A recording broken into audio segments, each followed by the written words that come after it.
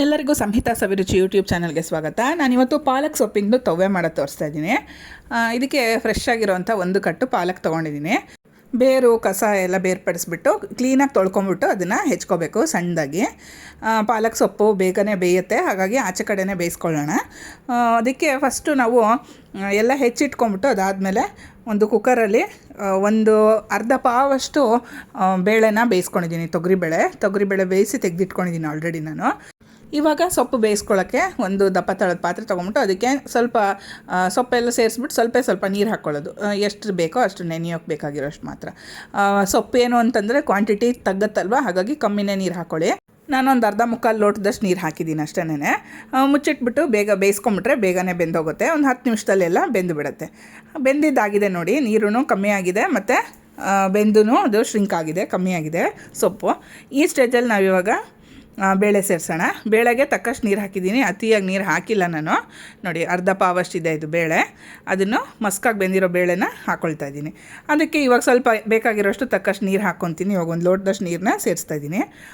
ತವ್ವೆ ಮಾಡೋದು ತುಂಬಾ ಈಸಿ. ನೀವು ಈ ಸ್ಟೇಜಲ್ಲಿ ನೀವು ಹೀಗೆ ಮಾಡೋ ಬದಲಿಗೆ ಟೊಮೆಟೊ ಈರುಳ್ಳಿ ಒಗ್ಗರಣೆ ಮಾಡಿಬಿಟ್ಟು ಆ ಥರನೂ ತವ್ವೆ ಮಾಡ್ಬೋದು. ಈ ಥರ ಪ್ಲೇಯ್ನಾಗಿ ಸಿಂಪಲ್ಲಾಗೂ ಮಾಡ್ಬೋದು. ಈ ಥರನೂ ದಾಲು ಚಪಾತಿಗೆ ನಂಚ್ಕೊಳ್ಳೋಕ್ಕೆ ಅಥವಾ ಅನ್ನ ಕಲಿಸ್ಕೊಳ್ಳೋಕ್ಕೆ ಎಲ್ಲ ತುಂಬ ಚೆನ್ನಾಗಿರುತ್ತೆ. ಇವಾಗ ರುಚಿಗೆ ಬೇಕಾಗಿರೋಷ್ಟು ಉಪ್ಪು ಹಾಕ್ತಾಯಿದ್ದೀನಿ. ಸೊಪ್ಪೆಲ್ಲ ಬೆಂದಿದೆ ಅಲ್ವಾ, ಇವಾಗ ಉಪ್ಪು ಚೆನ್ನಾಗಿ ಹಿಡಿಯುತ್ತೆ. ಉಪ್ಪು ಆದಮೇಲೆ ಒಂದು 3 ಹಸಿರು ಮೆಣಸಿನ್ಕಾಯಿನ ದಪ್ಪ ಹೆಚ್ಕೊಂಬಿಟ್ಟು ಹಾಕ್ಕೊಂಡಿದ್ದೀನಿ. ನೀವು ಕ್ರಷ್ ಮಾಡಿನೂ ಹಾಕ್ಕೋಬೋದು.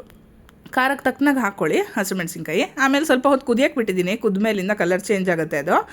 ಅದಾದಮೇಲೆ ಸ್ವಲ್ಪ ಕಾಯಿ ತುರಿ, ಆಮೇಲೆ 1 ಚಮಚದಷ್ಟು ಜೀರಿಗೆ ಹಾಕ್ತಾಯಿದ್ದೀನಿ. ನೀವು ಜೀರಿಗೆ ಆಪ್ಷನಲ್ಲು ಬೇಡ ಅನಿಸಿದ್ರೆ ಜೀರಿಗೆ ಪುಡಿ ಹಾಕ್ಕೊಳ್ಳಿ. ಕೆಲವರಿಗೆ ಜೀರಿಗೆ ತಿನ್ನೋಕ್ಕೆ ಇಷ್ಟ ಆಗಲ್ಲ ಅನ್ನೋಂಥವ್ರು ಜೀರಿಗೆ ಪುಡಿನೂ ಹಾಕ್ಕೋಬೋದು. ಆಮೇಲೆ ಎಲ್ಲ ಕುದ್ದಾದಮೇಲೆ ಲಾಸ್ಟಲ್ಲಿ ಇಂಗು ನೀರು ಸೇರಿಸ್ತಾ ಇದ್ದೀನಿ.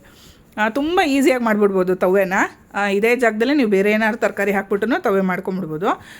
ಹುಷಾರಿಲ್ಲಪ್ಪ, ಏನೋ ಒಂಚೂರು ಹಿಂಸೆ ಆಗ್ತಿದೆ ಅಂತ ಅನ್ನುವಾಗ ಸಿಂಪಲಾಗಿ ಮೆಣಸಿನ್ಕಾಯಿನೂ ಹಾಕ್ಕೊಳ್ದಿರ ನೀವು ಈ ಥರ ತವ್ವೆ ಮಾಡಿಕೊಂಡು ಆರಾಮಾಗಿ ಊಟ ಮಾಡ್ಬೋದು. ಅಥವಾ ನೀವು ಚೆನ್ನಾಗಿದ್ದೀರಾ ಅಂತಂದ್ರೂ ಬಾಯಿ ರುಚಿಗೆ ಒಂದೇ ಥರ ಅಡುಗೆ ಮಾಡೋ ಬದಲಿಗೆ ಬೇರೆ ಥರ ಮಾಡುವಾಗ ಈ ಥರ ಒಂದು ತವ್ವೆನೂ ಮಾಡ್ಕೋಬೋದು. ಆಮೇಲೆ ಲಾಸ್ಟಲ್ಲಿ ಒಂದು ಎಣ್ಣೆ ಸಾಸಿವೆ ಒಗ್ಗರಣೆ ಕೊಟ್ಬಿಟ್ರೆ ತವ್ವೆ ರೆಡಿ ಆಗೋಗ್ಬಿಡುತ್ತೆ. ತುಂಬಾ ಈಸಿಯಾಗಿ ಮಾಡೋವಂಥ ಅಡುಗೆಗಳು. ಆ ತರಕಾರಿ ರುಚಿ ಬರೋದಕ್ಕೆ ನಾವು ಬಿಡ್ತೀವಲ್ವ, ಎಲ್ಲದಕ್ಕೂ ಈರುಳ್ಳಿ ಟೊಮೆಟೊ ಹಾಕ್ದಿರಾ ಆ ತರಕಾರಿದು ಏನು ರುಚಿ ಇರುತ್ತೆ, ಸೊಪ್ಪಿನ ರುಚಿ ಇರುತ್ತೆ, ಅದು ಬರೋಕ್ಕೆ ಬಿಡ್ತೀವಿ ನೋಡಿ. ಆವಾಗ ಅದು ಒಂದೊಂದು ಟೇಸ್ಟಲ್ಲಿ ತುಂಬ ಚೆನ್ನಾಗಾಗತ್ತೆ.